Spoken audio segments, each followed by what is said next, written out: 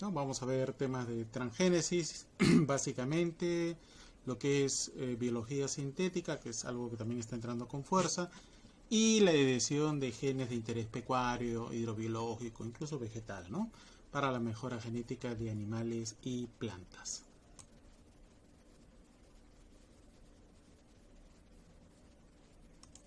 Bien, uno de los conceptos que debemos saber es qué es biotecnología.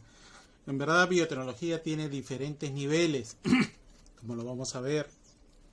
Pero básicamente biotecnología en una forma más clásica es el uso de seres vivos o partes de este ser vivo para la obtención de un bien o un servicio. También lo define el Convenio de Diversidad Biológica, ¿no? Toda aplicación tecnológica que utilice sistemas biológicos y organismos vivos o sus derivados para la creación o modificación de productos o procesos para usos específicos. Cabe resaltar que el tema de biotecnología, sobre todo la biotecnología moderna, es en sí la manipulación génica, ¿no? De material genético. Esto puede ser nuclear, mitocondrial, cloroplastídico. Pero también a veces nos olvidamos que la fusión de células, ¿no? De células de diferentes especies, más allá de un tema taxonómico o filogenético, ¿no? Que no se recombinan o no se pueden reproducir entre sí, sino que nos saltamos esas barreras, también esa fusión de células también es considerada meramente un tema de biotecnología, como el caso de los protoplastos en vegetales, ¿no? Bien, y esto existe ya, ¿no? Tenemos un convenio que se firmó en los años 90 sobre diversidad biológica, donde se dan las pautas de un marco legal internacional para que todos los países firmantes, ¿no? Bajo ciertos parámetros cumplan esto, pero a su vez, ¿no? Lo adecúen a sus normas y reglas dentro de sus países.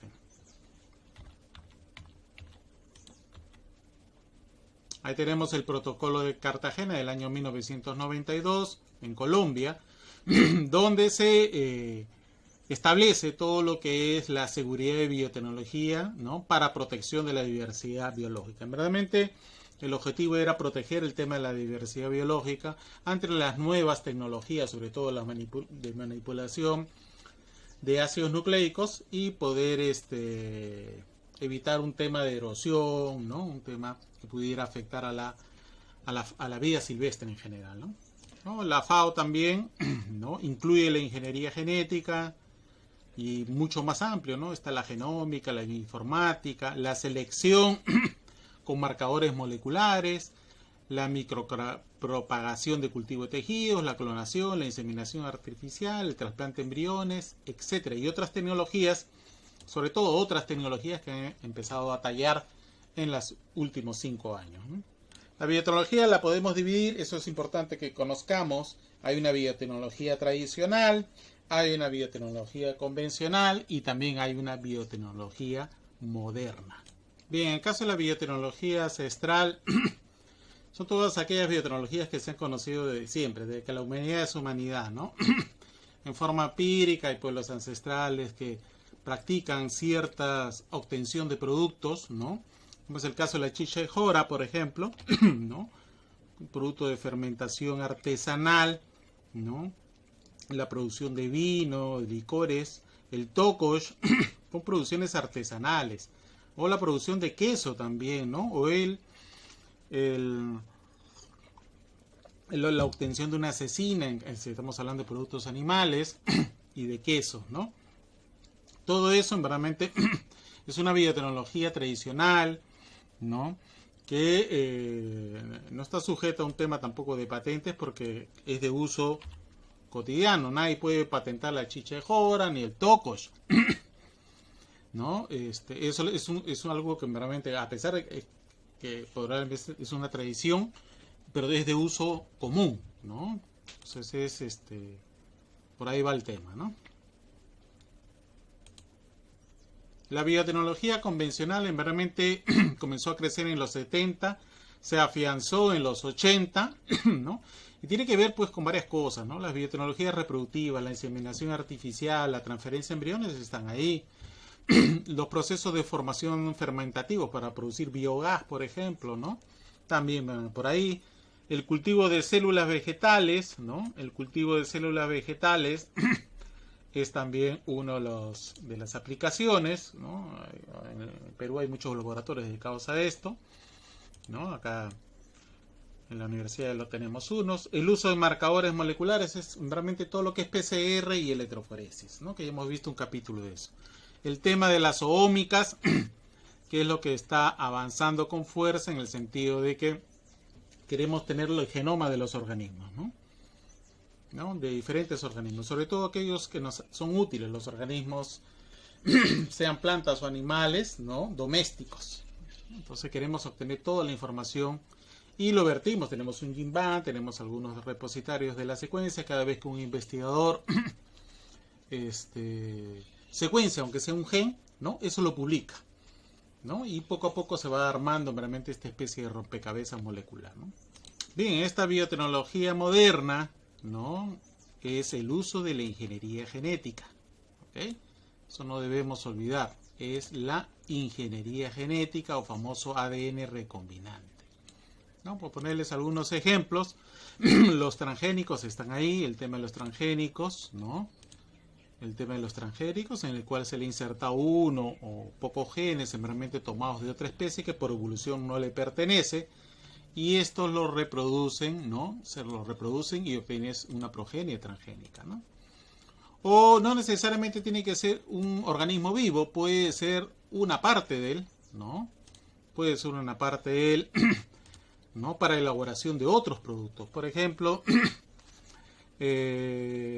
todo lo que es leche soya, el 95% de la leche soya en el mundo es transgénica, ¿no? Mal llamada leche de soya, porque la leche de soya no es un producto animal, es un producto vegetal, es meramente jugo de soya. Pero bueno, su fuente de proteína lo llaman así, como la soy vida, por ejemplo, y hay otros productos en el mercado, donde vemos pues nosotros que se produce esto y se vende, ¿no? Comercialmente, ¿no? Es comestible, de hace ya más de 40 años. El otro es la insulina transgénica, producida en el año 73. Es un producto transgénico también, ¿no? Es una bacteria que se le ha insertado el gen de la insulina y luego la insulina, las bacterias se reproducen, comienzan a producir esta insulina en cantidades y luego se purifica y se envasa y se le da a la persona que sufre de diabetes. Antes se tenía que sacrificar aproximadamente 300 cerdos para obtener sus 300 páncreas y de ahí extraer una dosis de un mes de un individuo humano. Era todo un tema logístico y no surtía el mercado, ¿no? Hoy no, ¿no? Uno de los grandes productores de insulina y que tiene gran número de diabéticos en el mundo es la India, que produce no menos de 4 o 5 toneladas de insulina mensual, ¿no? Perú también es otro que está ahí aproximadamente 1,5 millones de diabéticos ya declarados de insulina dependiente y probablemente en los próximos 5 o 10 años este número se duplique o triplique, ¿no? Entonces el tema de la insulina es vital, ¿no? Un diabético que no se inyecta insulina en un día podría morir, entrar en coma, hay una serie de problemas, ¿no? Etcétera. Bien. Acá no debemos olvidar siempre nuestra máxima, ¿no? Tenemos fenotipos igual a genotipo más el medio ambiente. Pero ¿qué va a pasar cuando insertemos, por ejemplo, ¿no? Insertemos hormona de crecimiento, ¿no? El gen de la hormona de crecimiento en el genoma de un organismo. Ahí seguimos teniendo el efecto del medio ambiente, ¿no? La sanidad, la nutrición, el clima y el componente genético, ¿no? Están los genes, los alelos que intervienen ahí, si lo desagregamos hay efectos aditivos, ¿no? Y la hormona de crecimiento lo que hace fenotípicamente es incrementar el tamaño, ¿no? Va a incrementar el tamaño, ¿no? de estos animales que van a ser sometidos a esto. Y finalmente va a haber una expresión genética que va a depender mucho del tipo de herencia que tenga ese gen, ¿no? Y como el gen es único, y como el alelo que se produce es único, un alelo único, entonces este al no tener su contraparte, vamos a suponer recesiva, entonces se comporta como un alelo dominante. Entonces sí o sí vamos a tener un efecto fenotípico, ¿no? Al insertar este gen, que vamos a ver en algunos ejemplos de un momento. Bien, un poco de historia en el Perú. Sí, el primer organismo transgénico fue una papa en el año 2007 en el Centro Internacional de la Papa, el CIP. Se obtuvo una papa que era resistente, ¿no? Se le transfirió un gen, famoso gen de Bacillus thuringiensis. Este thuringiensis es una toxina para los insectos, ¿no? Entonces, al tener el gen, el gusano, vamos a ver, porque la mayoría son gusanos que atacan a los cultivos, viene, se lo come y le es tóxico a nivel intestinal y lo mata. Con eso obtenemos plantas que no tenemos que estarle rociando de insecticidas, sino que la planta misma produce su tóxico y se defiende, ¿no? Y finalmente obtenemos los productos, ¿no? Que puede ser un fruto o un tubérculo, etcétera, ¿no? Desarrollado en el año 2017, o sea que Perú ha desarrollado sus propios transgénicos también. Este es otro, el de la papaya. Si ustedes observan una papaya y cuando vean estos puntos, así estas aureolas verdes, esa papaya está infectada con un virus, el famoso PRCB, o virus de la mancha anillada, ¿no? ¿Qué le produce? Mire, si ustedes observan, al lado derecho, esta es una planta de papaya normal y una planta de papaya de la misma edad afectada por este virus. Le produce toda una serie de pérdidas económicas a los criadores a los cultivadores, realmente de papaya. En el Perú se come mucha papaya, ¿no? Usted vaya a un mercado, siempre hay jugo de papaya. Esta papaya no viene del extranjero, es una papaya nacional producida. Miren lo que le hace a las hojas también. Y es contagioso, es un virus muy contagioso. Entonces se ha tratado de desarrollar una papaya transgénica que sea resistente. Esto se hizo en el INIA en el año 2010, ¿no? Bien, y en el mundo existe diferentes plantas, ¿no? Las más comunes es la maíz. Lo que ustedes van a encontrar normalmente es maíz y soya transgénica. Casi el 90% de las plantas transgénicas en el mundo, no son todos los transgénicos, solamente son algunas. Las más industriales es el maíz y la soya, ¿no? Y por ahí tenemos algunas cositas más. El tomate, por ejemplo, el retraso de la maduración, se sacó, ahora se ha vuelto otra vez a sacar, creo que ya ha mejorado. El arroz también, los chinos han mejorado mucho el tema de arroz transgénico. Hay una papa también resistente al tema del pardeamiento, ¿no? Incluso ahora se está haciendo más que transgénesis de edición génica para evitar que esta papa se pardee. Cuando usted corta una papa, ¿no? Se pone, al poco tiempo se pone de color oscuro y ya no es agradable a la vista y menos al comensal, ¿no? Café también, hay café también que se estén introduciendo algunos genes que son de interés agronómico, para que la planta sea más resistente, más tolerante a herbicidas, ¿no? Bueno, ¿cómo está el tema de crianza? Bueno, estos transgénicos a nivel mundial, más o menos, pues estamos 28 países siembran transgénicos en el mundo, ¿no? Más o menos ya están pasando realmente las 200 millones de hectáreas, ¿no? De cultivos, ¿no? Y desde el año 96 se siembra transgénicos en todo el planeta, en diferentes países, ¿no?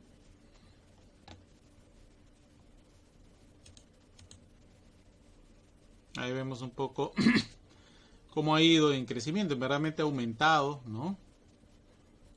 Pero ya les he dicho, solamente 4 cultivos tienen la gran mayoría: soya, maíz, ¿no? Canola, que no es un producto comestible, sino que se saca aceite, y algodón, que también es industrial, es lo que mayormente se siembra en el mundo, ¿no?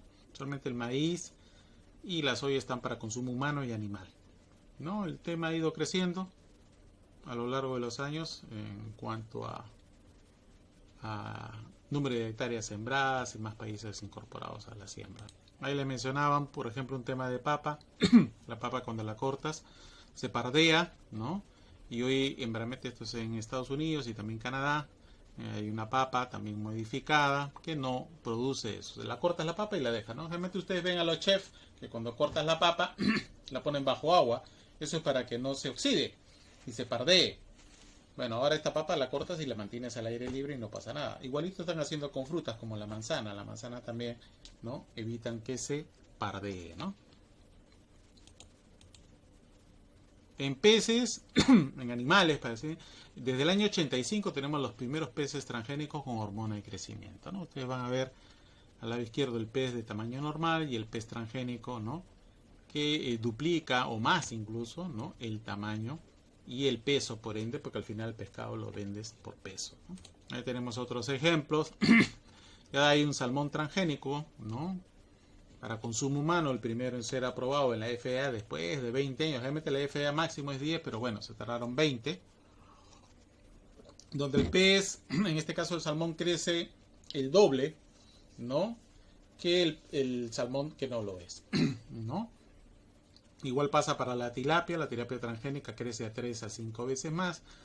Hay un tema de fisiología ahí. La locha, ustedes ven ese pez de abajo, es un pez asiático, muy comido en Asia, sobre todo en la India. Ahí también hacen transgénica, es fuerte, ¿no? Tiene 30, 40 veces más el crecimiento. Esta es la locha normal y esta es la locha transgénica, ¿no? Pero bueno, hay un tema de fisiología ahí, ¿no?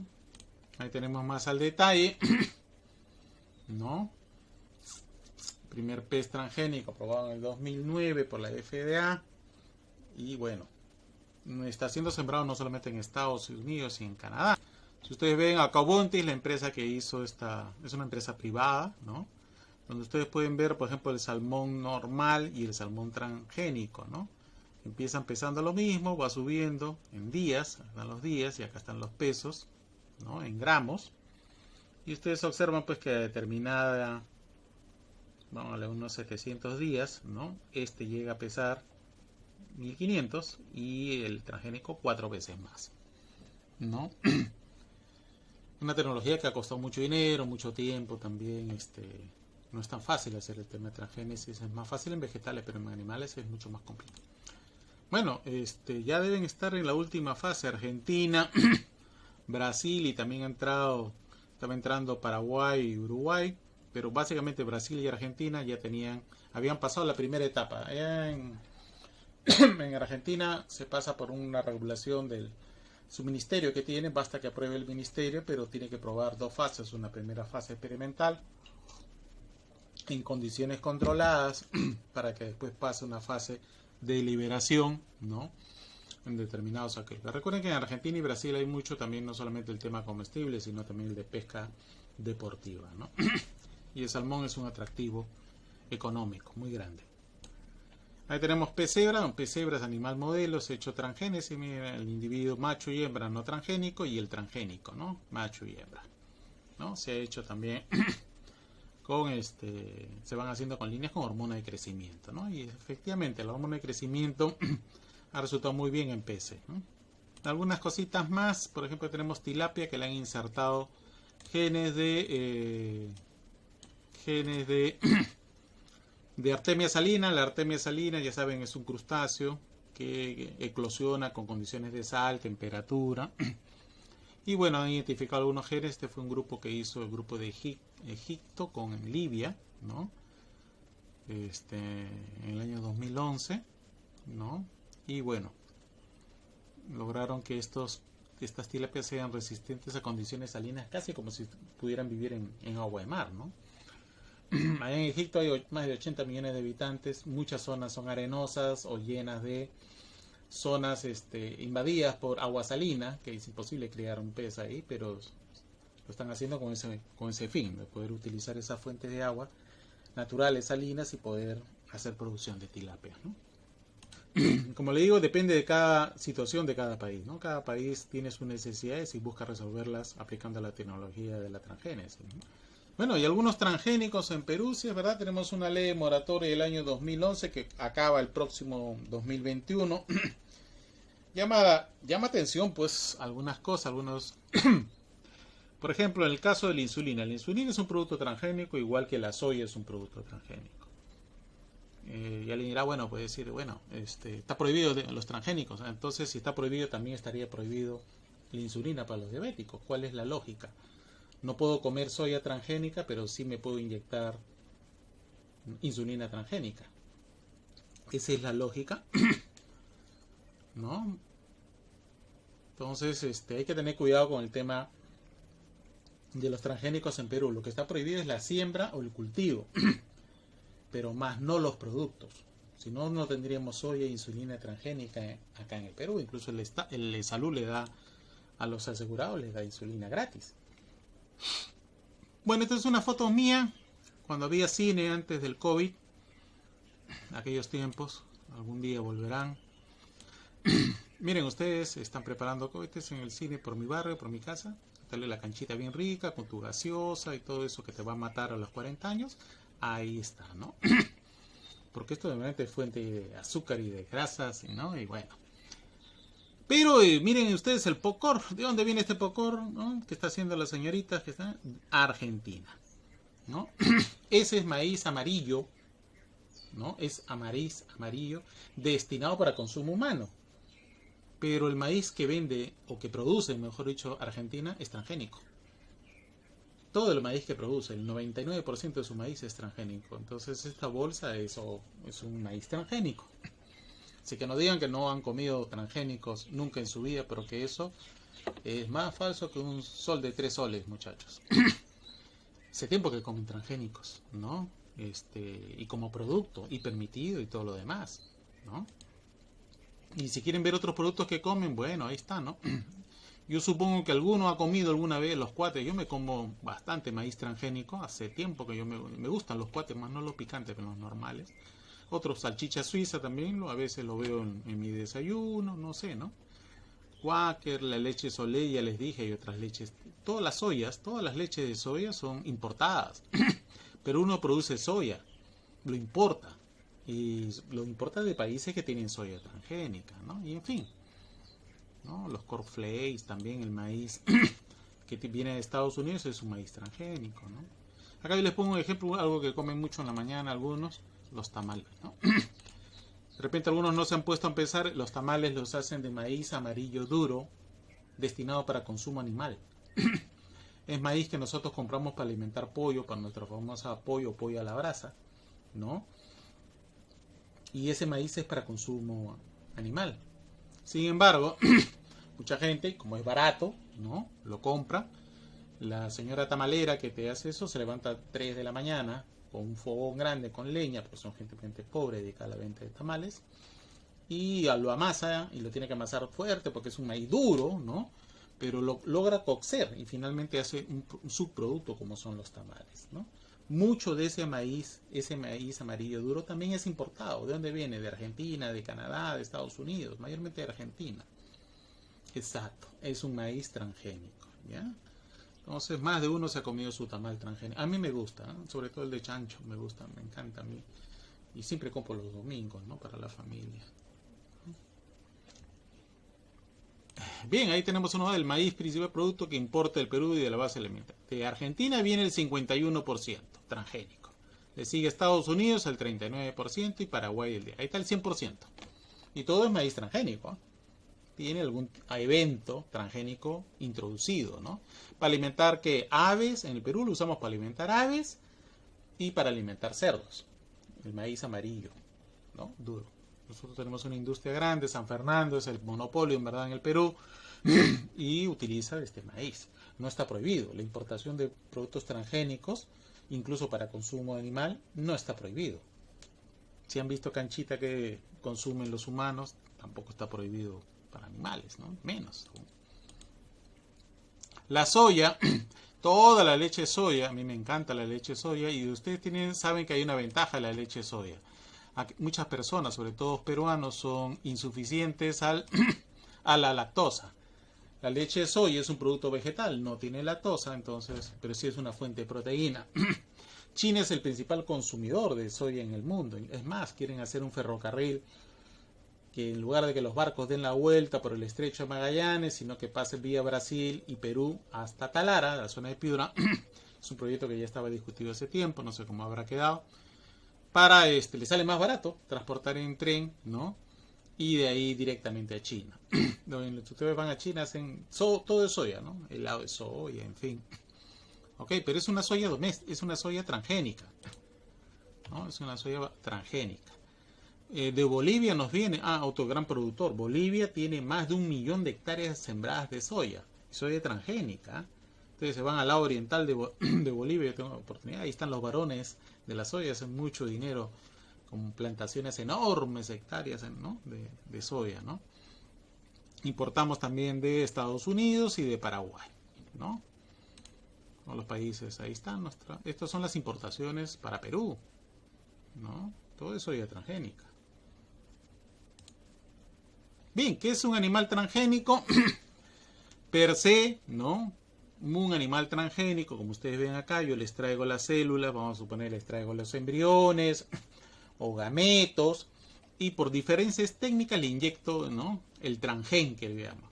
Luego este embrión se va a desarrollar una madre receptora y luego va a tener una progenie donde una de ellas va a ser transgénica con el gen que a voluntad yo se lo inserté, ¿no?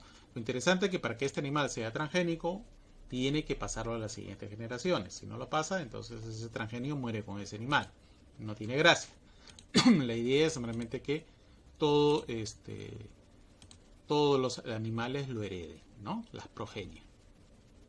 Ahí tenemos el primer animal transgénico en el mundo, es el famoso ratón de Palmiter, realizado en el año 82, ¿no? Donde se le insertó una hormona de crecimiento, el gen de la hormona de crecimiento a embriones de ratón, y estos, bueno, de 170 no es el exitoso porque a veces hay fallas, ¿no? Se obtuvieron 21 ratones. Ustedes pueden observar, ¿no? El ratón que está de amarillo es el hermano del ratón que está en la parte inferior, son de la misma edad, nacieron juntos, sin embargo el ratón transgénico creció casi el doble de lo que creció meramente el ratón que no era transgénico, ¿no? ¿Ok? Bien, y eso se debe a que al tener inserto varias copias de esta hormona de crecimiento, el animal siguió creciendo en músculo, en esqueleto, que con respecto al que no lo era, ¿no? Ahí está el ratón de Palmiter. Lo mismo se quiso hacer después del ratón de Palmiter. Bueno, vamos a hacerlo también en cerdos, ¿no? En otros animales. Bueno, parece ser que la cosa no funcionó bien. ¿Por qué? Porque la hormona de crecimiento es un tema fisiológico. Funcionó muy bien para roedores, pero no para mamíferos superiores. En el caso de cerdo fue casi una versión frankensteiniana meramente de los resultados. Comenzaron a tener una serie de problemas, hemorragias intestinales, ceguera. La hormona de crecimiento no funcionó igual que en el tema de ratones. Y eso hizo que se parara el tema de la inserción de hormona de crecimiento en animales pecuarios, sobre todo, ¿no? Pero bueno, se ha intentado con otros genes, ¿no? Por ejemplo, introducir genes que me produzcan la proteína de interés. En el caso de rumiantes es interesante que me produzca la proteína de interés, que puede ser costosísima producir por otros métodos, en la leche de los rumiantes, ¿no? Que los rumiantes produzcan leche con una proteína transgénica, luego yo lo aíslo, le hago una eritroforesis y veo la banda. Esta es una proteína que ya está produciendo esta vaca que no lo produce normalmente, ¿no? Que puede ser una proteína de cualquier organismo, ¿no? Y esto ha llevado a formar biofactorías, biofactorías de animales transgénicos, ¿no? Granjas transgénicas que le llaman, ¿no? De un hato en condiciones confinadas, ¿no? Animales muy caros, ¿no? Que puedan producir alguna proteína de interés, ¿no? En ovejas, por ejemplo, se ha hecho granjas de ovejas, ¿no? Donde se le ha insertado proteínas o genes, perdón, de humanos. Factor 9 de coagulación de la sangre. Ustedes saben que los individuos que sufren de coagulación, los hemofílicos, el que lo produzca una bacteria es costosísimo, no es tan fácil como la insulina. Bueno, se han logrado granjas de bovinos, caprinos que me produzcan esto, ¿no? Este factor de coagulación en su leche, ¿no? El alfa-1 antitrexina utilizado para un tema de cáncer también es costosísimo, difícil. Bueno, también activador tisular de plasminógeno. Existen algunas granjas que producen esto. Bueno, se ha logrado utilizar estos animales como biofactores.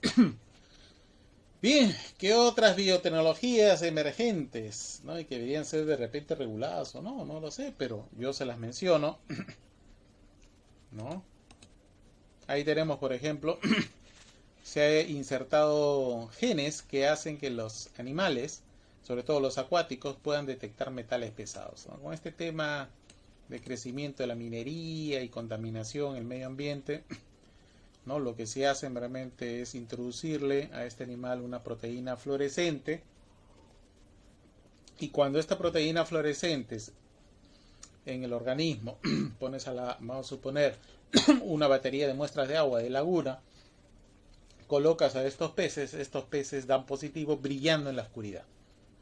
Se prenden, ¿no? Con respecto al que no es transgénico. Entonces tú puedes detectar, dependiendo del color, vamos a suponer rojo de repente es arsénico, entonces, ajá, antes de llevarlo a un laboratorio yo veo, ¿no? Monitoreo de que acá hay arsénico, ¿no? Que es un peligro para la salud. O de repente se pone de color amarillo, cadmio, peligro para la salud, ¿no? Etcétera, ¿no?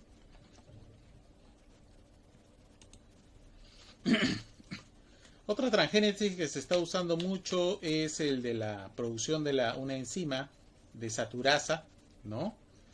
Esta desaturasa le da ciertas propiedades, ¿no? Que convierte la conversión de los ácidos grasos 3 omega, de cadena corta a cadena larga. Ya saben que los 3 omega tienen que ver con el buen desarrollo del sistema nervioso, ¿no?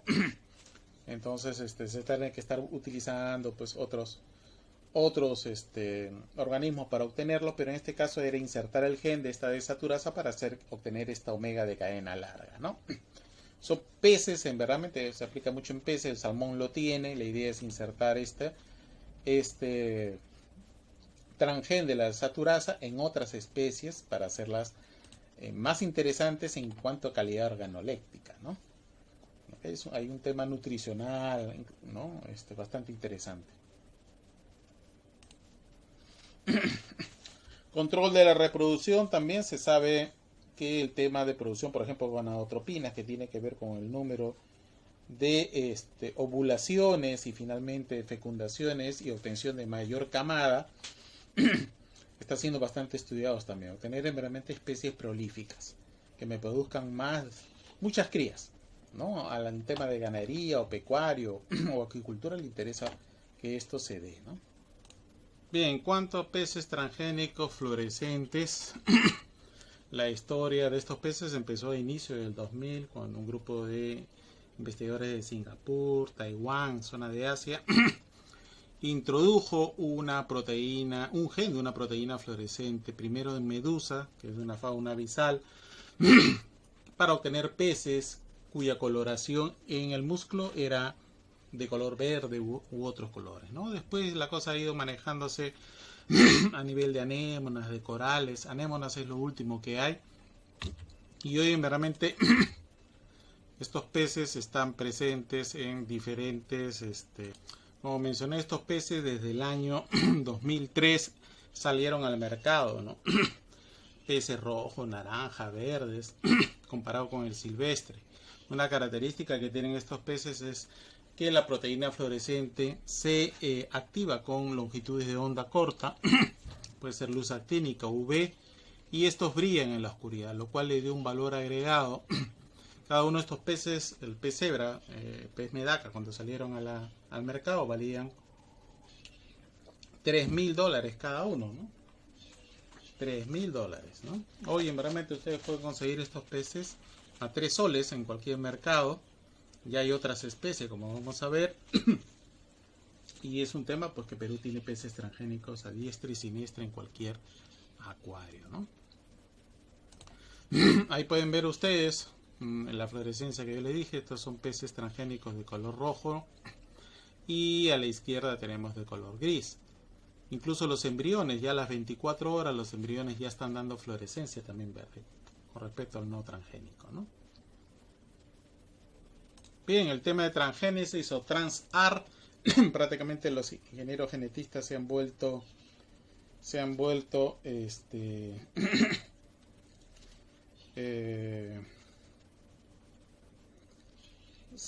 pues los se han vuelto pintores, ¿no? Se han vuelto como Leonardo da Vinci, a todo le colocan genes de fluorescencia, nuevas especies, ¿no? Estos son monjitas que también existen en el mercado. Estos son los primeros ensayos que hicimos acá en Perú. Ya hay publicaciones, simplemente quien le habla está considerado uno de los miembros de la comisión multisectorial, que lo vamos a ver en relación a la bioseguridad en biotecnología con el tema de transgénicos. Bueno, mi área es en el tema de peces y he sido considerado para dar opinión con las nuevas leyes, la revisión, ¿no? Como vamos a ver, la ley de la moratoria muere el próximo año. Entonces se está haciendo una revisión y ya también para dar paso al análisis de riesgo. Debe haber fiscalización, más no prohibición, ¿no? Ahí tenemos incluso cíclidos, el famoso pez negro, ¿no? Está la versión no transgénica, la transgénica, y bueno, la verdad que se ven fabulosos en un acuario cuando se le pone la luz adecuada, ¿no? Incluso se ha hecho inserción de dos transgenes, ahí tienen rojo y verde, que le inyectan, supongo que cuando el embrión está en diferentes estadios, que tienes un animal mosaico, ¿no? Te sale un animal mosaico, ¿no? De pez tiburoncitos, ¿no? El Epalcervinchus frenatum, ¿no? Ahí tienen el silvestre al lado izquierdo y los transgénicos que han aparecido. Ahora ya también hay azules y verdes. Hay un tema realmente con estos animales, ¿no? De volver cada vez más especies fluorescentes, ¿no? Ahí tienen los peces monjitas de todos los colores que ustedes se puedan imaginar, ¿no?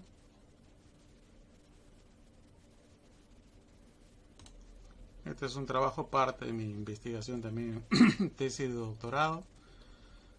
Ustedes pueden ver arriba, a la izquierda en A es un pez no transgénico, el resto son transgénicos, verde, fucsia, naranja, amarillo, azul. Y abajo, cuando se le pone ante una luz UV, ustedes observan, miren cómo brillan en la oscuridad, ¿no? Algunos más que otros, lo cual lo hace bastante atractivo, ¿no? Igual pasa con el pez escalar. Esto no hay en Perú, ¿no? El pez normal, y miren ustedes verde, y luego han insertado de coral, en fin, todos los genes de organismos marinos que sean fluorescentes se los están poniendo a organismos dulceacuícolas ornamentales.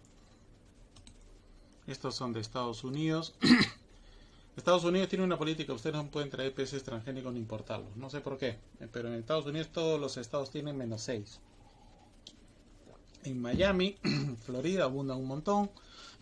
Hay estos colores azules y violetas bastante intensos. Bueno, sería interesante analizarlo, ¿no? Bueno, y acá este es un trabajo hecho en el año 2016. Peces transgénicos, rojos en estos casos, encontrados cerca de Iquitos, ¿no?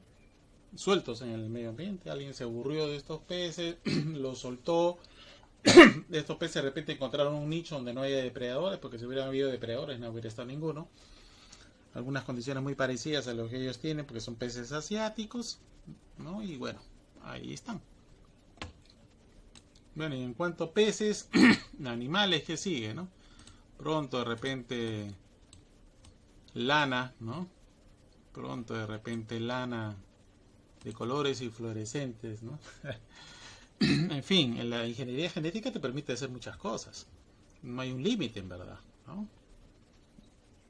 ¿En qué se está trabajando? Bueno, se está trabajando en hidrobiológico, conversión alimenticia, que es lo que tú le doy 10 gramos de proteína me lo transforma en 1 o 2, eso es una gran diferencia, ¿no?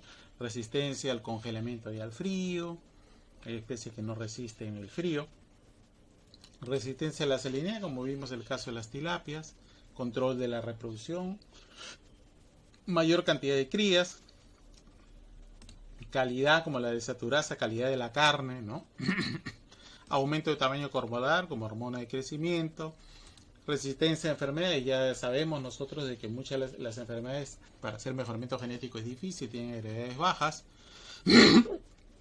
Perdón, la transgénesis sería una opción. Reducción de la agresión, también hay especies que se comen a sus crías, ese es un tema. Coloración con fluorescencia, lo hemos visto, y bioreactores también hay peces que están destinados de repente a producir en su carne alguna proteína de interés, ¿no? Médico mayormente, ¿no?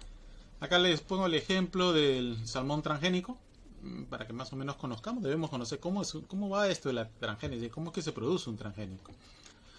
Tienen ustedes, se le secuencia y se le saca la hormona de crecimiento del salmón. Este salmón Chinook, lo he utilizado en el norte, en Canadá, ¿no? Luego ves que le saco, le agrego. Lo interesante es que esta platija del Ártico es un pez que vive en condiciones de frío por abajo de 0 grados, pero no se congela. Y tiene un promotor interesante que se controla con la temperatura. Entonces al gen le coloco un promotor, ya hemos visto en un capítulo, el promotor es el que controla la expresión o no expresión del gen, ¿no? Armo toda esta parte junto con la parte codificante del gen de la hormona de crecimiento del salmón. Una vez que tengo esta estructura, se le inserto en este caso el embrión o el ovocito, y finalmente voy obteniendo F1, lo voy reproduciendo. Recuerden ustedes que los transgénicos se tienen que reproducir. Y miren ustedes, después de 10 generaciones ya tengo una trucha transgénica, ¿no? Que crece hasta 3 a 7 veces más grande que la normal, ¿no? Ese ha sido el mecanismo. Por eso es que se ha tardado muchos años, ¿no? Tenemos realmente 20 años trabajando con este tema del salmón transgénico, ¿no? Entonces, bueno, lo que yo les explicaba, ¿no? Usas el promotor de un gen de anticongelamiento, ¿no? El gen en sí de la hormona de crecimiento y una región terminadora. Lo que te va a permitir esto es controlar con la temperatura que se active o no se active esta hormona de crecimiento, ¿no? Entonces, como es un promotor ya de otro gen que se activa con la baja temperatura, entonces ustedes controlan que estos animales a bajas temperaturas empiecen a producir hormona de crecimiento más de lo normal, ¿no? Y el individuo crece, ¿no? Entonces, bueno, se expresa el transgen que a mí me interesa, ¿no? Y luego hace un tema bastante interesante. ¿Por qué? Porque estos peces se podrían reproducir, por eso, pero se van a reproducir. Y estos peces que son más grandes pueden competir con especies naturales. Claro, están en condiciones confinadas, no en aislamiento. Pero vamos a suponer que hubiera un tema de escape, accidental o intencional. Entonces este salmón puede crecer mucho más rápido, depredar a los que son más pequeños, o las hembras que no son transgénicas tener preferencia por los machos más grandes. Entonces lo que hace la tecnología es una contención biológica, ¿no? A las hembras transgénicas que ustedes tienen acá, ¿no? Las irradian con UV, al macho lo irradian con UV o le aplican presión, de tal forma que esta hembra transgénica ya homocigótica se va, una vez que se produce la fecundación, lo que hago, claro, una vez que se produce la hembra transgénica con el macho no transgénico, tengo hembras transgénicas, a todas las hembras las masculinizo con hormona. Entonces ya tengo un macho transgénico, ¿no? Pero es un XX revertido. En pocas palabras, fenotípicamente macho, pero cromosómicamente femenino. ¿Ok? Y luego a esta hembra no transgénica la cruzo le hago un shock de presión, ¿no? Y hago realmente que estos individuos no boten uno de los cuerpos polares y las hembras se vuelven transgénicas, pero triploides. Y al producirse hembras triploides son estériles. Estas hembras van a desarrollar más carne que gónadas. Totalmente tienen las gónadas, como ya lo hemos visto en otro capítulo, poco desarrolladas. Por lo tanto, si no tiene gónadas, no hay gametos, y si no hay gametos, si hay esperma dando vuelta por ahí, no va a haber una fecundación. De esta forma yo hago un tema de contención biológica, como una especie de broche de seguridad que hace que el animal sea estéril. Y en otro aspecto ahí, bueno, baja viabilidad. Un tema es que estos animales pues tienen baja viabilidad de los peces juveniles. La posibilidad de sobrevivir y llegar a la madurez sexual es escasa, ¿no? No hay meramente, yo aseguro con el tema de esto una contención, ¿no? Y también hay una contención física. O sea, estos animales no están liberados en una laguna, en un río. Son criados en estanques, ¿no? Estanques que tienen rejillas, que tienen malla, que tienen controladores, que poseen sistemas, pues, si se escapa un alevín o algo, bueno, suponiendo si fueran pequeños, si se escapa, hay un plan de contención donde incluso cae en una poza que tiene un químico que los va a matar. Entonces todo eso se ha asegurado en este tema. Esto se llama contención física, ¿no? Para que un transgénico no se escape, se salga verdaderamente del lugar donde está siendo criado y haciendo que crezca, ¿no? Este es un aspecto importante, ¿no? No hay actividad humana que no tenga riesgos. Si ustedes ahorita cruzan la calle,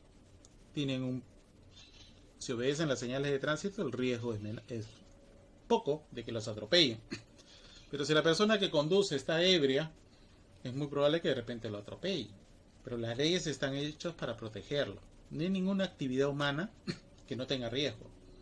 Cualquier actividad humana tiene riesgo. La cosa es de que este riesgo tiene niveles, ¿no? Pueden ser pues un nivel bajo, un nivel moderado o medio o un nivel alto.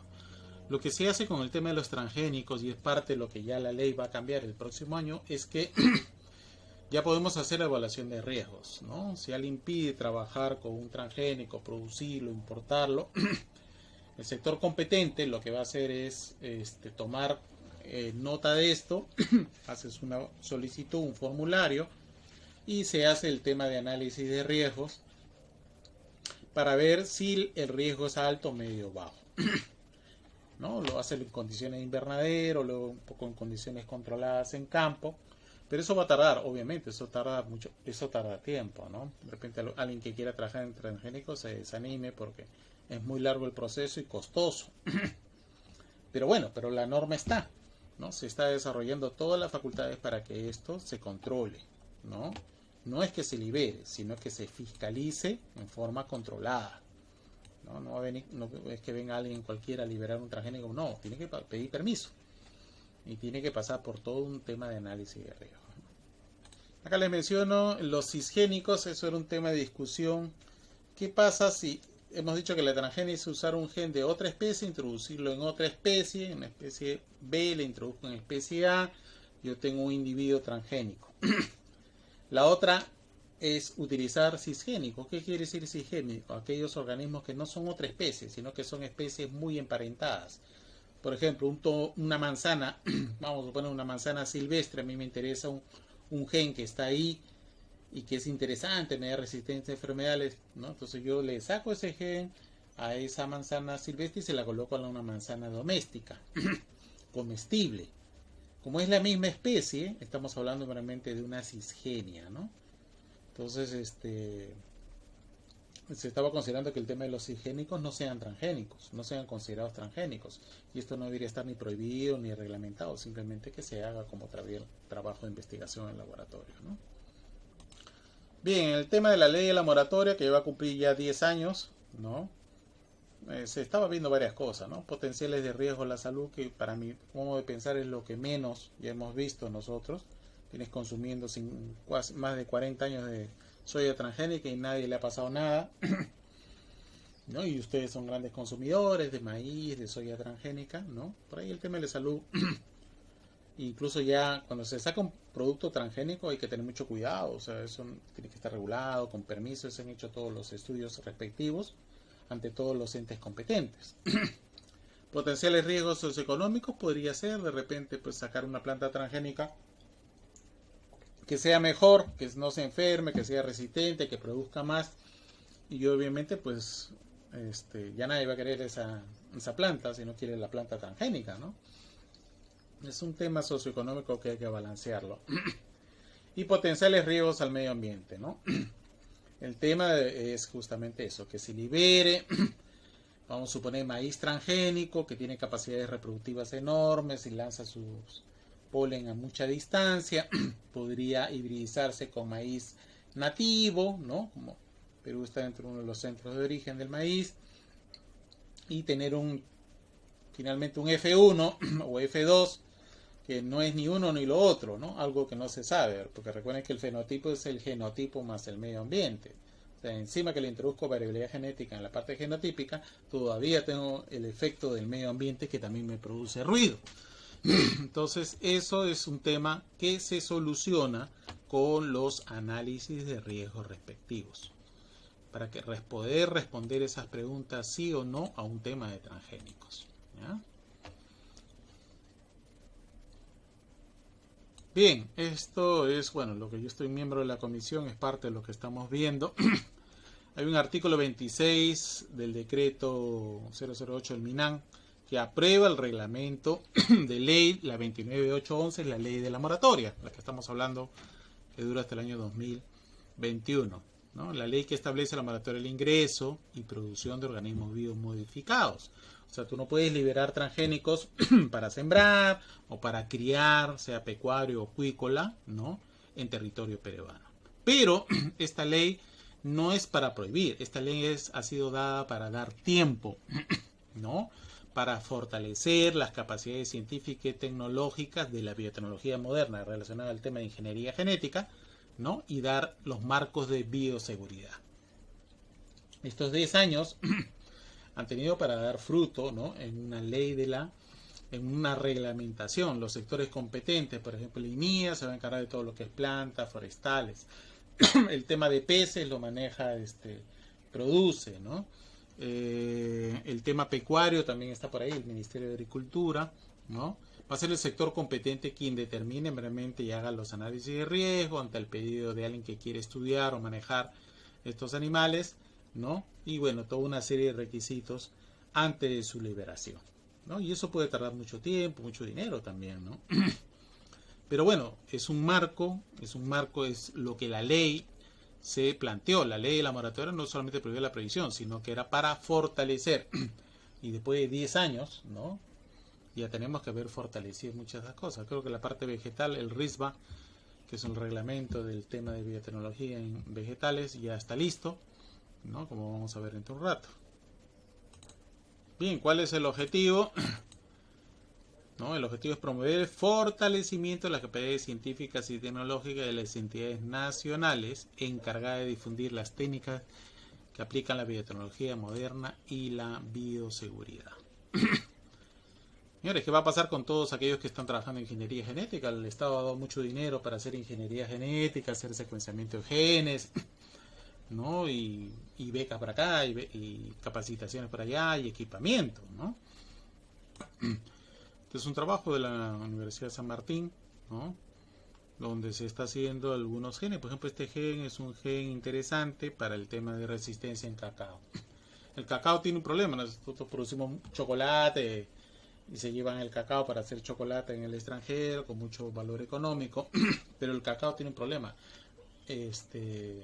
Absorbe cadmio. Y cuando absorbe cadmio, este chocolate ya se contaminó y ya no sirve.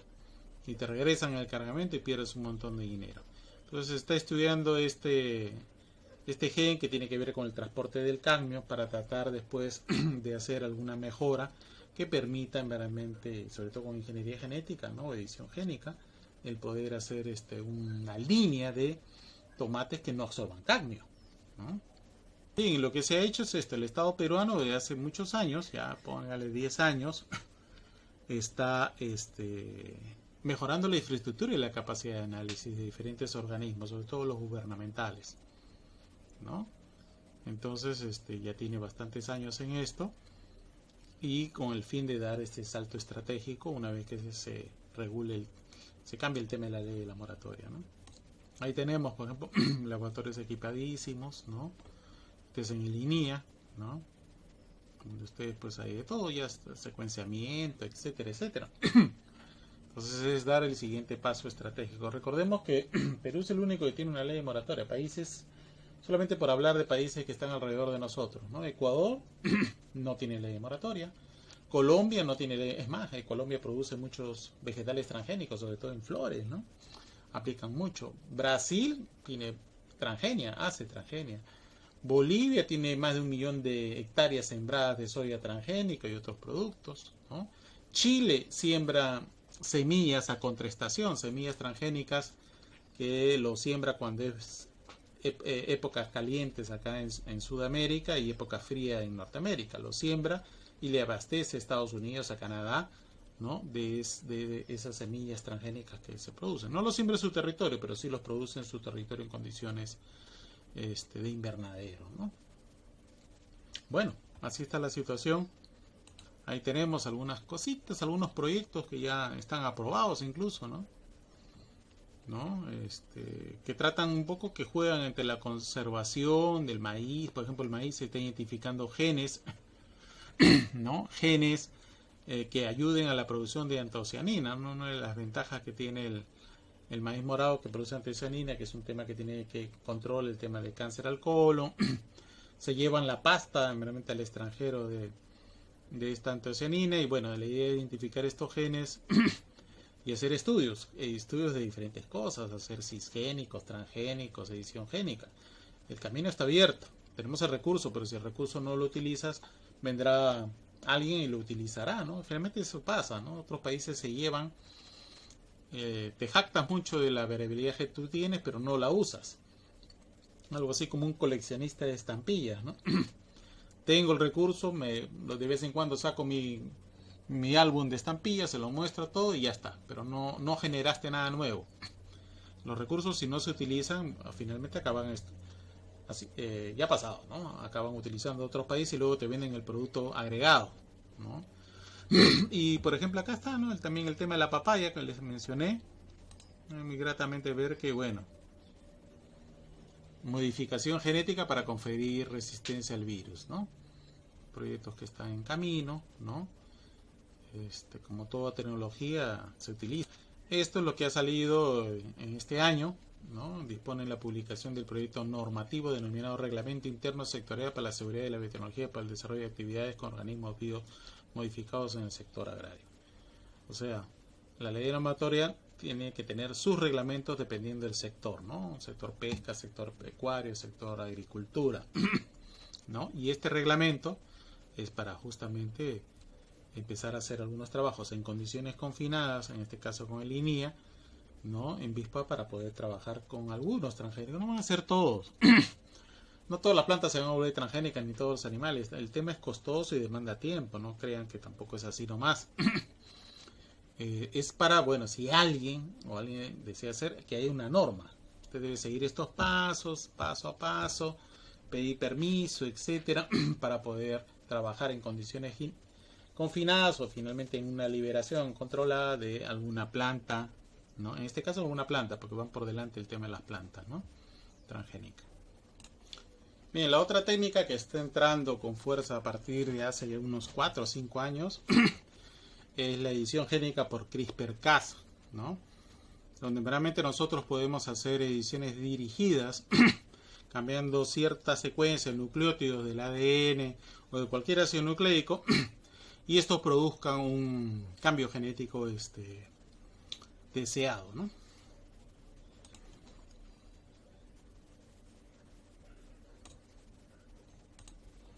Ahí tenemos nosotros, ¿no? Esta técnica que no es otra cosa que una enzima que tiene una secuencia de ARN guía. Nosotros editamos esta secuencia, la enzima se compra comercialmente y luego lo microinyectamos a ovocitos, a células adultas, a cultivos bacterianos, etcétera, para inducir el cambio genético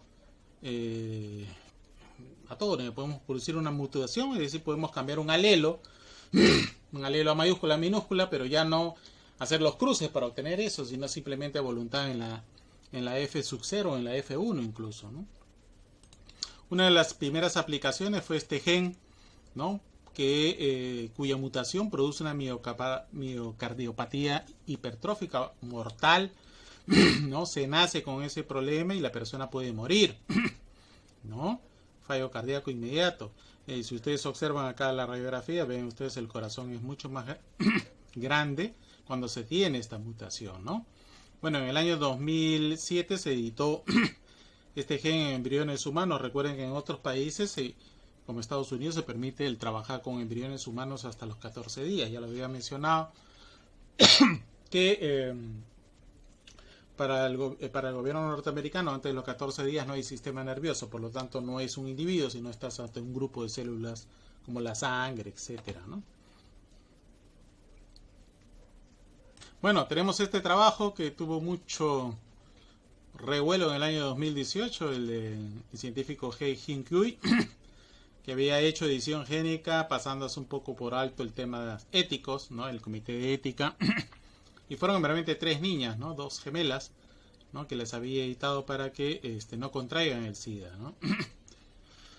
Hasta donde se sé, una de las niñas sí, efectivamente, logró la edición en un receptor, porque recuerden ustedes que los virus, así como este virus del COVID, necesitan receptores de membrana.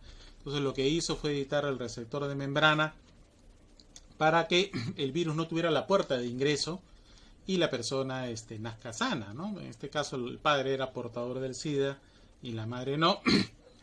Y bueno, de ahí es un secreto. Ha nacido otra niña más, pero no se sabe más. El gobierno chino lo ha callado, ¿no? Este es un trabajo en Japón, este es un tema de ornamental, ¿no? Esta flor de campanilla que es muy cotizada en Japón, ¿no? Le cambian el color, ¿no? Hacen la edición de un gen y esta planta pues obtienes una línea de plantas que te producen solamente. Es un mejoramiento genético dirigido, ¿no? Lo mismo es el tema de mosquitos, ¿no? Este gen, ¿no? Este nombre de este gen, tenemos un problema con la anófeles, es un mosquito que produce la malaria. Entonces lo que se está haciendo es editar este gen, en una parte de este gen, produciendo mosquitos hembras en un fenotipo intersexual, ¿no? Y con esterilidad. Si ustedes observan, los machos tienen esta estructura hacia abajo, femenina, y las hembras no lo tienen. Pero al editar este gen hace que las hembras desarrollen, ¿no? Esta misma estructura, la cual las imposibilita de poder fecundarse. Entonces, dándole duro en la parte reproductiva a una población, se liberan estos mosquitos editados y simplemente le estás introduciendo una especie de gen troyano para que estos mosquitos no progresen y baje su tasa reproductiva. Más o menos ha llegado hasta bajar hasta un 10%, es bastante, ¿no? Por el tema del mosquito, su reproducción en cantidad, sobre todo en zonas tropicales, y bueno, que lleva la malaria, que es un mal endémico, ¿no? Este es un trabajo interesante hecho en cerdos. Ahí hay un virus, el virus del síndrome reproductivo y respiratorio, el PRSB, que surgió en los 80 y que afecta enormemente la industria porcina, ¿no? Al final produce muerte y hasta abortos, ¿no? Bueno, los científicos de la Universidad de Edimburgo en el año 17 editaron, igualito que los otros, editaron la proteína de entrada, ¿no? Celular. De tal forma que los lechones que ya estaban editados, porque los hicieron crecer y los expusieron al virus, bueno, los que estaban editados no se morían, mientras los que no lo estaban, sí, ¿no? Los controles se morían, ¿no? Y bueno, y lo transmite a la siguiente generación y con eso se está obteniendo líneas de animales sanos, ¿no? Para determinadas enfermedades. Este es otro tema bastante importante, ¿no? El tema de donadores de órganos, ¿no? Una persona, por ejemplo, tiene un mal y tienen que eliminarle el hígado, se va a morir. Incluso la espera de un donante que no es compatible 100%, a veces tienes que esperar mucho tiempo y hasta te puedes morir. Lo que han hecho, esto sobre todo es en China, es que el problema estaba de que los cerdos en realmente tienen el mismo tamaño de órganos que humanos, corazón, hígado, páncreas, ¿no? Pulmón. Y lo que hacen es criar estos cerdos, pero el problema está que estos cerdos vayan a transmitir retrovirus, que son regiones de ADN que se activan y podrían producir una enfermedad en los humanos que han recibido algún órgano de cerdo. Lo que han hecho es los chinos editar casi la treintena de retrovirus que se tiene y han obtenido líneas de cerdos que ya están libres de estos retrovirus. Entonces, el tema de xenotrasplantes, como es que se llama esto, de recibir órganos de animales, ¿no? Para suplantar en humanos, está bien en camino, ¿no? Bueno, algunas cosas dirigidas, este perro, por ejemplo, ¿no? se le ha dado mayor musculatura, se le ha incentivado el sentido del olfato, se lo usa mucho para temas de drogas o para perseguir gente, ¿no? Malhechores. Tiene una mejor habilidad para correr, ¿no? O sea, ya se están editando pues prácticamente animales a la carta, ¿no? Igual han hecho esto en Argentina, ¿no? Antes estaba prohibido el tema de clonar caballos y que vayan a participar en eventos. Ahí tenemos el pool, que ellos practican mucho ya.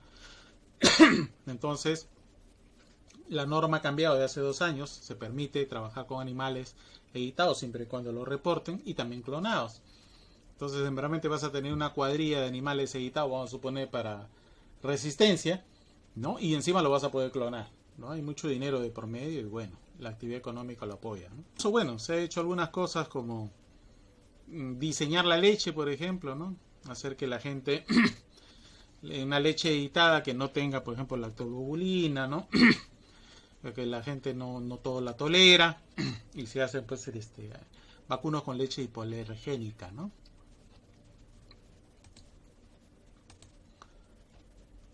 Este es un problema en ganadería.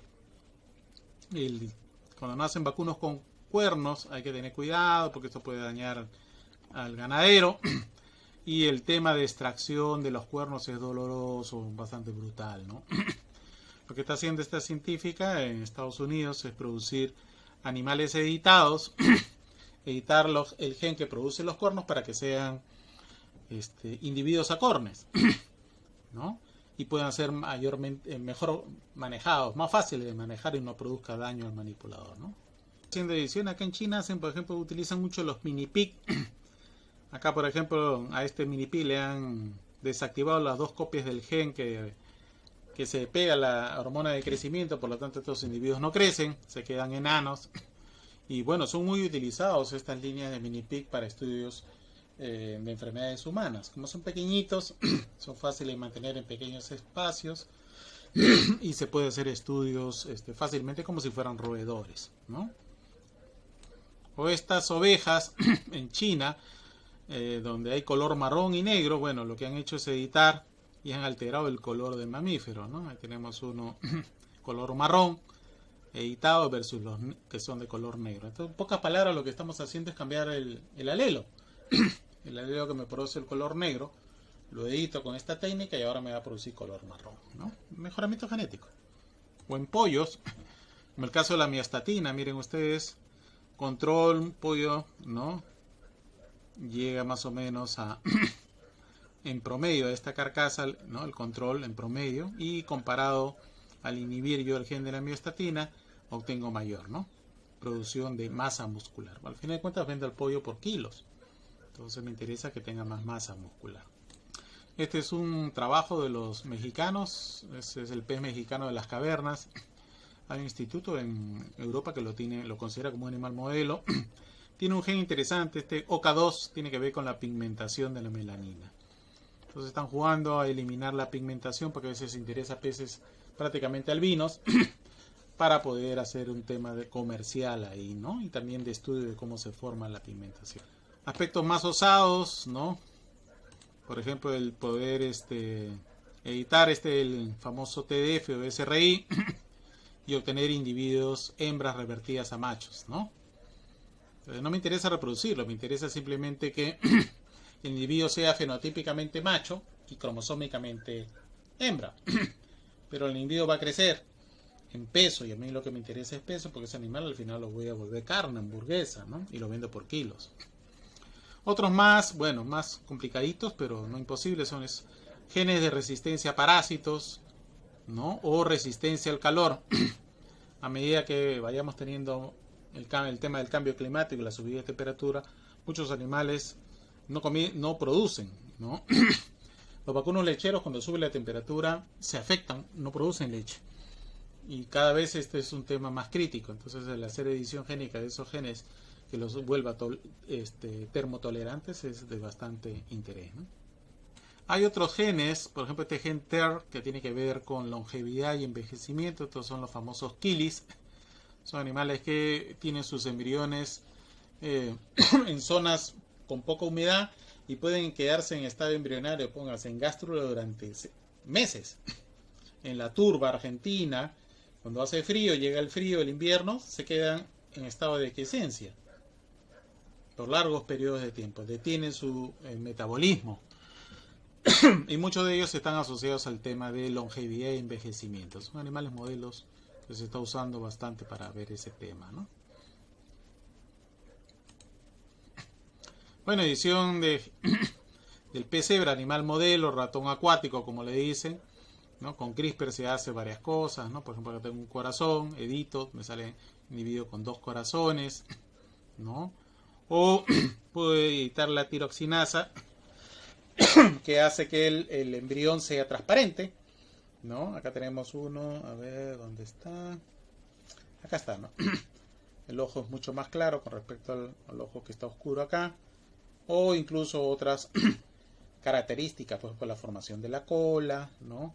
O que no tenga aletas, ¿no? Este tiene aletas pectorales y este individuo ha nacido sin aletas. Todo esto es utilizado como animales modelos para enfermedades, anomalías en humanos, ¿no? Un poco más de comprensión, porque ya se tiene el proyecto, el genoma secuenciado totalmente del pez cebra, se le conoce todo, ¿no? Y los trabajos cada año se duplica toda la información en pez cebra, pues es un animal modelo muy utilizado. Es un trabajo interesante, fue el primer animal silvestre en ser editado, es una lagartija, ¿no? Del género Anolis.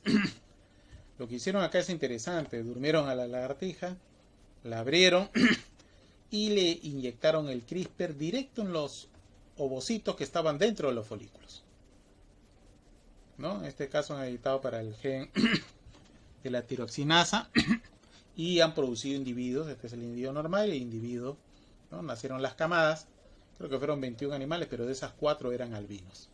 La primera vez que se logró editar un gen, ¿no? El gen de la tiroxinasa, y en un organismo silvestre, ¿no?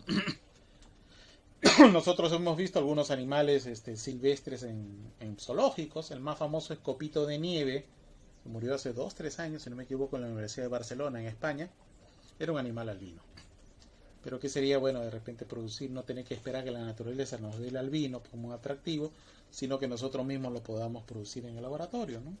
En acuicultura también, ornamental, los animales albinos tienen otro precio, son más caros. Este es uno de los trabajos más interesantes. Hay un gen homeótico que está en peces y en organismos terrestres.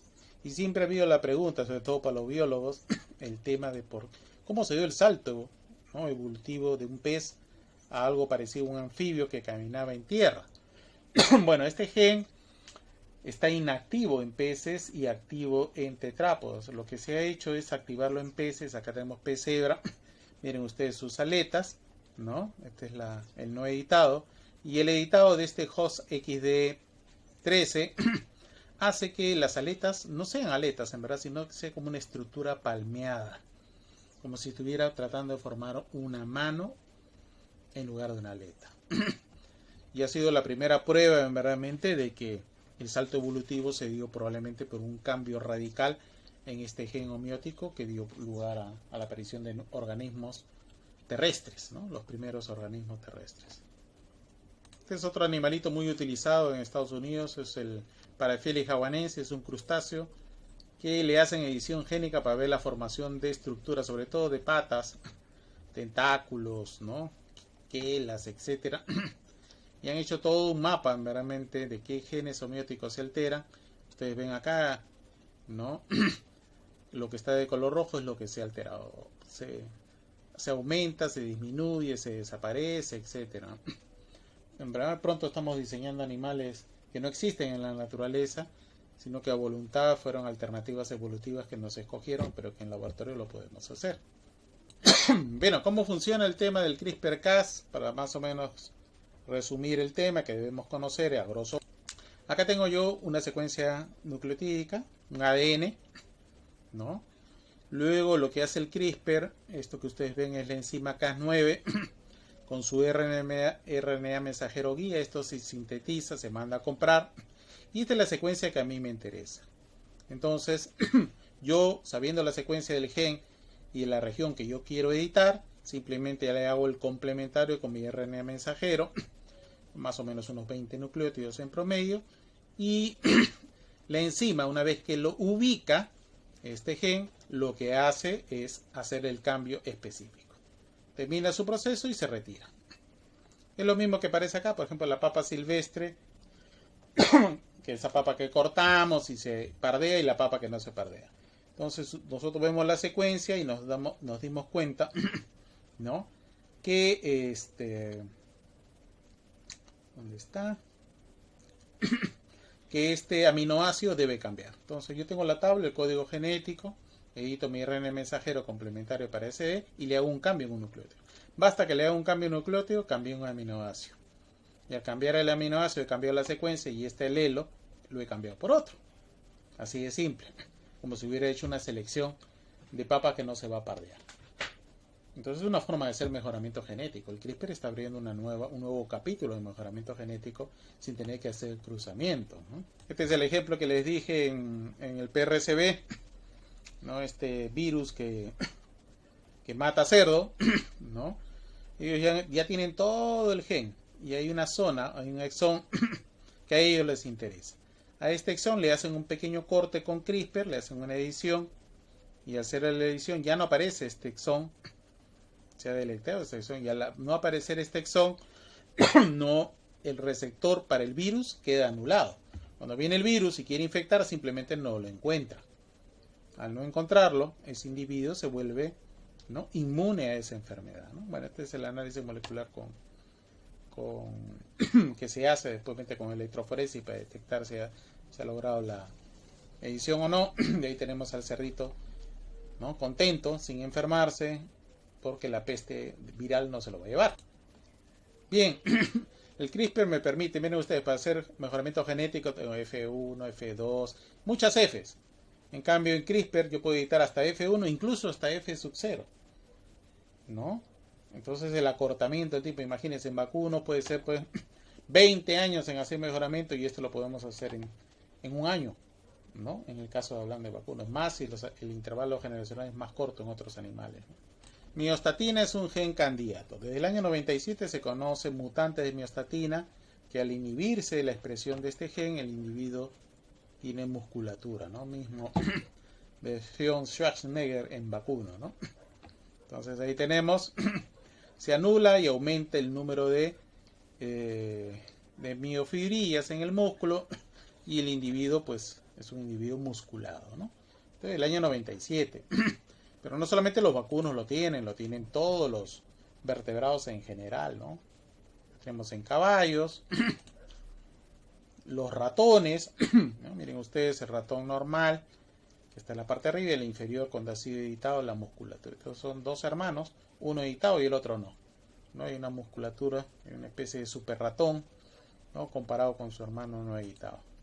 En cerdos también, acá ustedes ven los cerdos, el no editado, el medio editado, porque puede salir también heterocigotas y el homocigota, ¿no? Es clara, ¿no? Es clara la diferencia, ¿no?, con los que no están editados, ¿no? Si hacemos un corte, miren ustedes, hay más músculo el que está editado que con respecto al que no lo está, ¿no? Lo han hecho en China. Este es un trabajo en Uruguay. El Instituto Luis Pasteur allá editó en ovinos. Y miren ustedes, el ovino no editado, mientras que el ovino editado tiene doble musculatura. Es más musculoso, ¿no? Entonces se puede hacer en cualquier vertebrado. Igual lo tenemos en cabras, ¿no? Cabras editadas, ¿no? De la cabra normal y miren ustedes la cabra editada. Acá también interesa peso, ¿no? Comparen este de acá con este de acá, ¿no? También lo han hecho en China, ¿no? En peces también. Miren, arriba es el pez normal y el pez editado. Se nota el grosor, el aumento normalmente de masa del músculo esquelético, ¿no? Se está haciendo bastante en peces en edición génica. Bueno, hay una propuesta para Perú. Si puedo hacer en rata, también podría hacer en cuyes. Imagine you were alive back in the 1980s and were told that computers would soon take over everything, from shopping to dating and the stock market. That billions of people would be connected via a kind of web. That you would own a handheld device orders of magnitude more powerful than supercomputers. It would seem absurd, but then all of it happened. science fiction became our reality and we don't even think about it. We're at a similar point today with genetic engineering. So let's talk about it. Where it came from, what we're doing right now, and about a recent breakthrough that will change how we live and what we perceive as normal forever.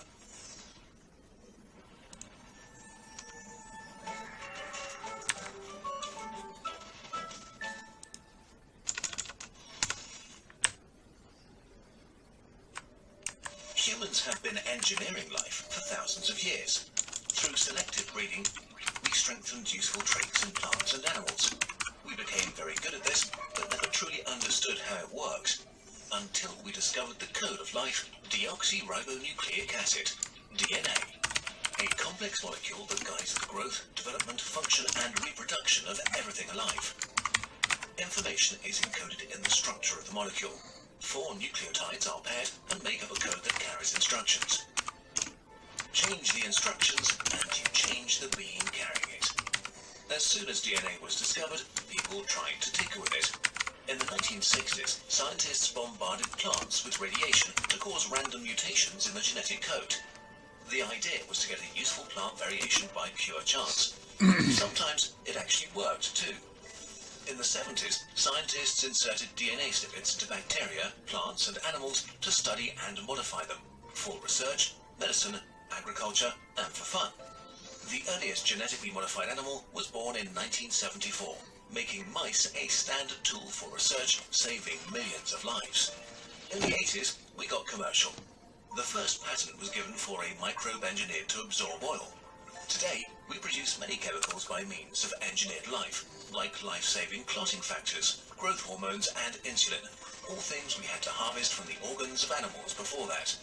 The first food modified in the lab went on sale in 1994, the Flavor Saver tomato, a tomato given a much longer shelf life via an extra gene that suppressed the buildup of a rotting enzyme.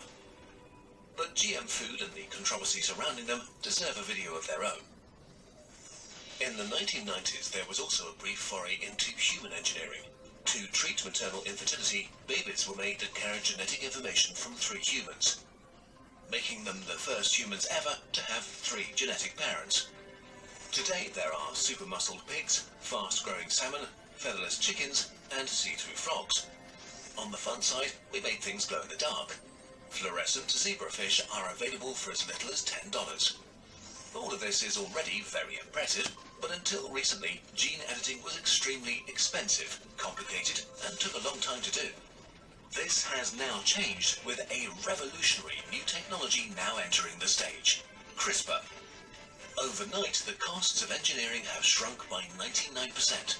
Instead of a year, it takes a few weeks to conduct experiments, and basically everybody with a lab can do it. It's hard to get across how big a technical revolution CRISPR is. It literally has the potential to change humanity forever. Why did this sudden revolution happen, and how does it work? Bacteria and viruses have been fighting since the dawn of life. So-called bacteriophages, or phages, hunt bacteria. In the ocean, phages kill 40% of them every single day. Phages do this by inserting their own genetic code into the bacteria and taking them over to use them as factories. The bacteria try to resist, but fail most of the time because their protection tools are too weak. But sometimes bacteria survive an attack. Only if they do so can they activate their most effective antivirus system. They save a part of the virus DNA in their own genetic code in a DNA archive called CRISPR. Here, it's stored safely until it's needed. When the virus attacks again, the bacterium quickly makes an RNA copy from the DNA archive and arms a secret weapon, a protein called Cas9. The protein now scans the bacterium's insides for signs of the virus invader by comparing every bit of DNA it finds to the sample from the archive. When it finds a 100% perfect match, it's activated and cuts out the virus DNA, making it useless, protecting the bacterium against the attack. What's special is that Cas9 is very precise, almost like a DNA surgeon. The revolution began when scientists figured out that the CRISPR system is programmable. You can just give it a copy of DNA you want to modify and put the system into a living cell. If the old techniques of genetic manipulation were like a map, CRISPR is like a GPS system. Aside from being precise, cheap and easy, CRISPR offers the ability to edit live cells, to switch genes on and off, and target and study particular DNA sequences. It also works for every type of cell, microorganisms, plants, animals or humans. But despite the revolution CRISPR is for science, it's still just a first-generation tool. More precise tools are already being created and used as we speak. In 2015, scientists used CRISPR to cut the HIV virus out of living cells from patients in the lab, proving that it was possible. Only about a year later, they carried out a larger-scale project with rats that had the HIV virus in basically all of their body cells. By simply injecting CRISPR into the rats' tails, they were able to remove more than 50% of the virus from cells all over the body. In a few decades, a CRISPR therapy might cure HIV. And other retroviruses, viruses that hide inside human DNA like herpes, could be eradicated this way. CRISPR could also defeat one of our worst enemies, cancer. Cancer occurs when cells refuse to die and keep multiplying while concealing themselves from the immune system. CRISPR gives us the means to edit your immune cells and make them better cancer hunters. Getting rid of cancer might eventually mean getting just a couple of injections of a few thousand of your own cells that have been engineered in the lab to heal you for good. The first clinical trial for a CRISPR cancer treatment on human patients was approved in early 2016 in the US. Not even a month later, Chinese scientists announced that they would treat lung cancer patients with immune cells modified with CRISPR in August 2016. Things are picking up pace quickly. And then there are genetic diseases. There are thousands of them, and they range from mildly annoying to deadly or entail decades of suffering. With a powerful tool like CRISPR, we may be able to end this. Over 3,000 genetic diseases are caused by a single incorrect letter in your DNA. We are already building a modified version of Cas9 that is made to change just a single letter, fixing the disease in the cell. In a decade or two, we could possibly cure thousands of diseases forever. But all of these medical applications have one thing in common. They are limited to the individual and die with them, except if you use them on reproductive cells or very early embryos. But CRISPR can and probably will be used for much more. The creation of modified humans, designer babies, and will mean gradual but irreversible changes to the human gene pool.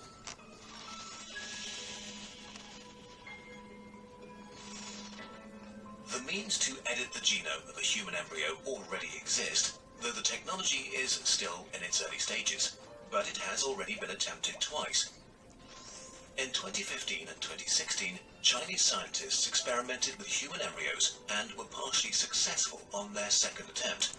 They showed the enormous challenges we still face in gene editing embryos, but also that scientists are working on solving them. This is like the computer in the 70s. There will be better computers. Regardless of your personal take on genetic engineering, it will affect you. Modified humans could alter the genome of our entire species because their engineered traits will be passed on to their children and could spread over generations, slowly modifying the whole gene pool of humanity. It will start slowly. The first designer babies will not be overly designed. It's most likely that they will be created to eliminate a deadly genetic disease running in a family. As the technology progresses and gets more refined, more and more people may argue that not using genetic modification is unethical because it condemns children to preventable suffering and death and denies them the cure. But as soon as the first engineered kid is born, a door is opened that can't be closed anymore.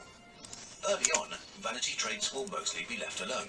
But as genetic modification becomes more accepted and our knowledge of our genetic code enhances, the temptation will grow. If you make your offspring immune to Alzheimer, why not also give them an enhanced metabolism? Why not throw in perfect eyesight? How about height or muscular structure? Full hair? How about giving your child the gift of extraordinary intelligence? Huge changes are made as a result of the personal decisions of millions of individuals that accumulate. This is a slippery slope. Modified humans could become the new standard. But as engineering becomes more normal and our knowledge improves, we could solve the single biggest mortality risk factor, aging. 2/3 of the 150,000 people who die today will die of age-related causes. Currently, we think aging is caused by the accumulation of damage to our cells, like DNA breaks and the systems responsible for fixing those wearing off over time. But there are also genes that directly affect aging. A combination of genetic engineering and other therapy could stop or slow down aging, maybe even reverse it. We know from nature that there are animals immune to aging. Maybe we could even borrow a few genes for ourselves. Some scientists even think biological aging could be something that eventually just stops being a thing. We would still die at some point, but instead of doing so in hospitals at age 90, we might be able to spend a few thousand years with our loved ones. Research into this is in its infancy, and many scientists are rightly skeptical about the end of aging. The challenges are enormous, and maybe it is unachievable. But it is conceivable that people alive today might be the first to profit from effective anti-aging therapy. All we might need is for someone to convince a smart billionaire to make it their next problem to solve. On a bigger scale, we certainly could solve many problems by having a modified population. Engineered humans might be better equipped to cope with high-energy food, eliminating many diseases of civilization like obesity.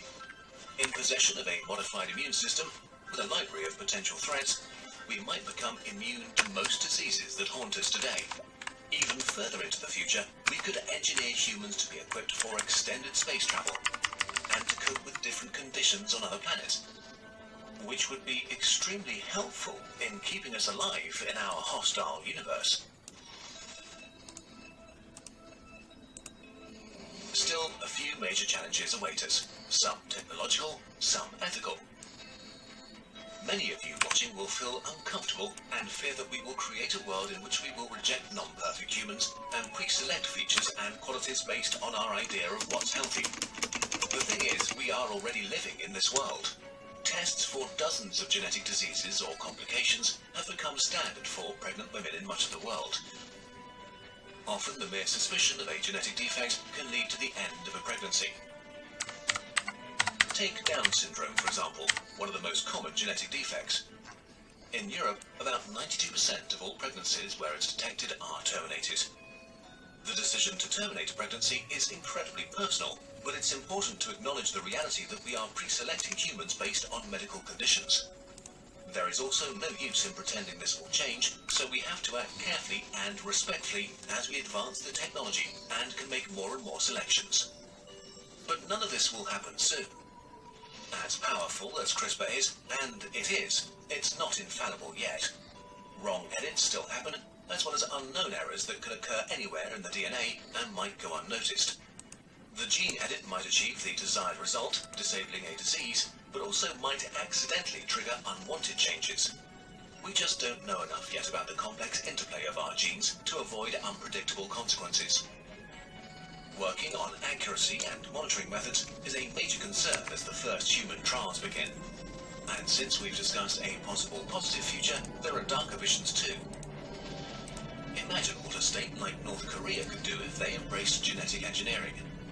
Could a state cement its rule forever by forcing gene editing on their subjects? What would stop a totalitarian regime from engineering an army of modified super soldiers? It is doable in theory. Scenarios like this one are far, far off into the future, if they ever become possible at all.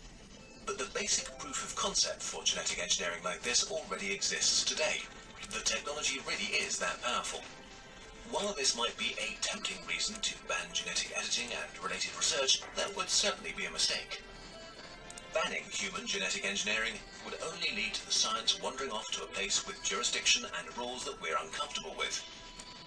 Only by participating can we make sure that further research is guided by caution, reason, oversight, and transparency. Do you feel uncomfortable now? Most of us have something wrong with them. In the future that lies ahead of us, would we have been allowed to exist? The technology is certainly a bit scary, but we have a lot to gain, and genetic engineering might just be a step in the natural evolution of intelligent species in the universe. We might end disease. We could extend our life expectancy by centuries and travel to the stars. There's no need to think small when it comes to this topic. Whatever your opinion on genetic engineering, the future is approaching no matter what. What has been insane science fiction is about to become our new reality. A reality full of opportunities and challenges. Videos like this would not be possible without viewer donations on patreon.com. If you want to support us explaining complicated stuff and maybe get your own bird in return, you can do so here. If you want to learn more about CRISPR, we put the sources and further reading in the description. More videos about the whole topic area will follow. If you want to be notified when it happens, you can follow us here.